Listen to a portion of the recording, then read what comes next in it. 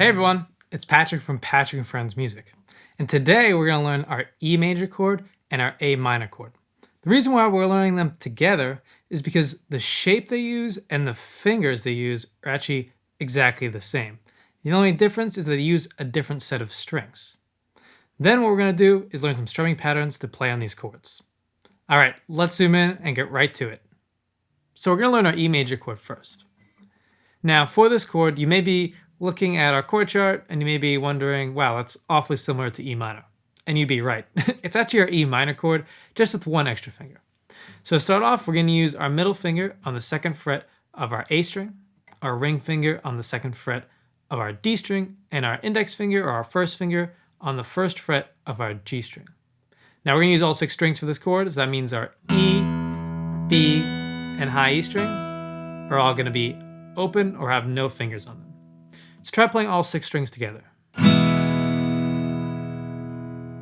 Now remember, to check these chords, you want to play each string individually. So start at your low E string and go to your high E string. If they sound like that, they sound great, you're ready to go. But some common problems you might face is with muted strings, especially on our G string and our B string. Now the number one issue that causes this for this chord and every single chord is flat fingers. Now to really play chords correctly, you really gotta curve your fingers and use your fingertips. You notice as I flatten my fingers, I get that sound, and as I curve my fingers, I get that lovely sounding E major chord. Now one thing that might help you out with this is pulling your thumb to the back of the neck. A lot of people play with their thumb a little too high, and that doesn't allow us to really curve our fingers that well. But if you pull your thumb to the back of the neck, you can see my fingers start to curve, and my chord sounds great. Now the second problem you may encounter with these muted strings is that you're not pressing down hard enough on that G string. That 1st fret can be really hard to press down, especially on acoustic guitar. So what you really want to do is try to get the pressure right where you can really press down on that string. Now, a way you might be able to practice this is to just start building the chord off that string using your 1st finger. So what I mean is when we learned this chord, we started with, using our A string. But what you can try is start with your 1st finger or your index finger on the G string, really get it to sound good, and then add your other fingers, and then try playing your chord. This kind of makes sure that we have that 1st finger pressed down hard enough. Now, I will say there's no real humongous secret to overcome this. It's really just take some practice and some finger strength to really get this down. Now, the last thing I'll mention to really get these techniques and tips and chords consistently down is this little practice technique that can really help you. So what you can do is set up your chord, make sure it sounds really great, lift off your fingers, try to put your fingers back on, and see if it sounds good again. Try to get it so every single time you do that, the chord sounds great. Now, if you're a beginner, you may have to, build your chord one finger at a time. So you can still do this. So you can play your chord, lift your fingers off, wiggle them around, and put, the fingers on individually. So try this out. I think it will really help you get down these chords consistently and accurately. Now let's move on to our A minor chord. So as you notice, our A minor chord looks awfully similar to our E major chord. So for this chord, we're going to use our middle finger on the 2nd fret of the D string, our ring finger on the 2nd fret of the G string, and our index finger or our 1st finger on the 1st fret of our B string. So right, same fingering, same order, just different strings. Now we're actually going to only play 5 strings for this chord. So you're going to start on your low A string and go up to your high E string. Now we're not going to play our low E string for this chord, but that note, that E note is actually part of the chord. So if you hit it, it's not the end of the world. Honestly, it's very common to hit that, especially when you're strumming. But you want to try to avoid it as much as possible because it helps the chords sound cleaner when you only use 5 of the strings. So check your chord, make sure it sounds good, and then play it all together. Awesome, and you may encounter the same issues with this chord. A muted B string and a muted E string are very common, so use those same techniques.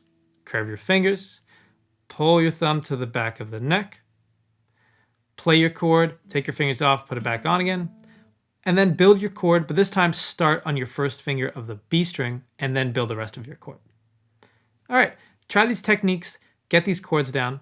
Now let's zoom out and learn some strumming patterns. Okay, so to learn our strumming patterns, we're going to use our E major chord first. Now this first strumming pattern you may recognize from our other videos, but it's a great way to start off learning a chord. It's a great starting off strumming pattern. So it's going to be down, down, up, down. Or if you follow along with our rhythm videos, it's going to be 1, 2, and 3, 4. Remember that last down strum gets held for beat 3 and 4. All right, so what I'm going to do is I'm going to mute my strings. I'm just going to loop this pattern so you can start to hear it. Ready? Down, down, up, down. Down, down, up, down. Down, down, up, down. Down, down, up, down. All right, now let's set up our E major chord and start to play it. So remember, for our E major chord, we're going to have our middle finger on the 2nd fret of the A string, our ring finger on the 2nd fret of the D string, and our first finger or our index finger on the 1st fret of the G string. Ready? Let's try our strumming pattern. Down, down, up, down. Or 1, 2, and 3, 4. Try it again. 1, 2, and 3, 4. Or down, down, up, down. Awesome. So what we're going to do is give ourselves a 4-beat count off and just loop this pattern over and over again. Ready? 1, 2, 3, 4.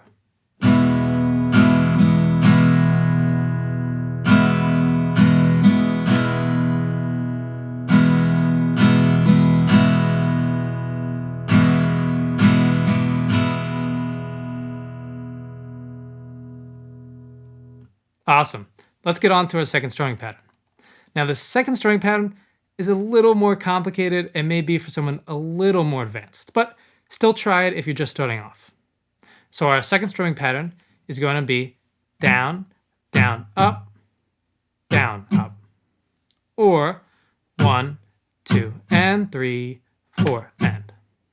So what makes this a little complicated is that our first up strum on the end of 2 actually gets held or tied to beat 3. Now that may be a little complicated, but I think if you listen for it, you'll start to hear it. So ready? I'm going to mute my strings and I'm just going to loop this pattern so we can start to hear it. Down, down, up, down, up, down, down, up, down, up, 1, 2, and 3, 4, and down, down, up, down, up. Awesome. So let's set up our E major chord again and try the pattern. Down, down, up, down, up. Or 1, 2, and 3, 4, and. Let's try it again. Down, down, up, down, up. Or 1, 2, and 3, 4, and. Awesome. So what we're going to do is give ourselves a 4-beat count off and try looping this pattern over and over again on our E major chord. Ready? 1, 2, 3, 4.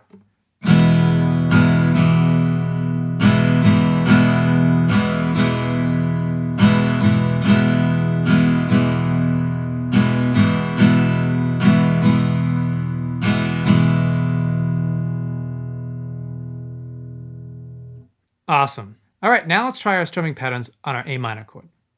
So remember, for our A minor chord, we're going to use our middle finger on the 2nd fret of the D string, our ring finger on the 2nd fret of the G string, and our index finger on the 1st fret of our B string.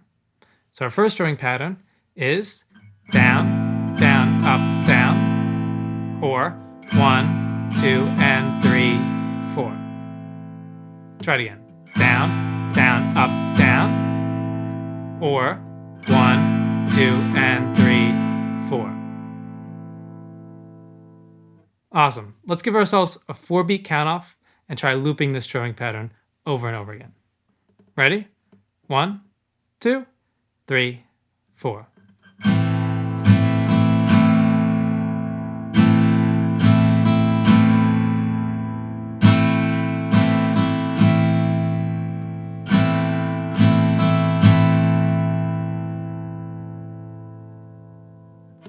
Awesome.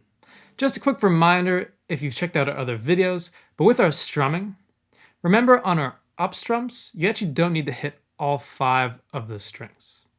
So what I mean by that is when you go down and then up, our notes and our strings are still ringing out from our down strums. So that means on your up strum, say you only hit the E, G, and B strings, you'll actually hear the whole chord. So this will make it a little easier so you don't have to contort your hand or try to do anything crazy. Just remember, keep a nice even hand, and on your up strums, don't worry about getting all 5 of the strings. Get a couple and you'll be fine. All right, let's get to our second strumming pattern for our A minor. Remember, it's down, down, up, down, up. Or 1, 2, and 3, 4, and. Let's try it again. Down, down, up, down, up. Or 1, 2, and 3, 4, and. Awesome. Let's try this again. Let's give ourselves a 4-beat count off and loop our strumming pattern. Ready? 1, 2, 3, 4.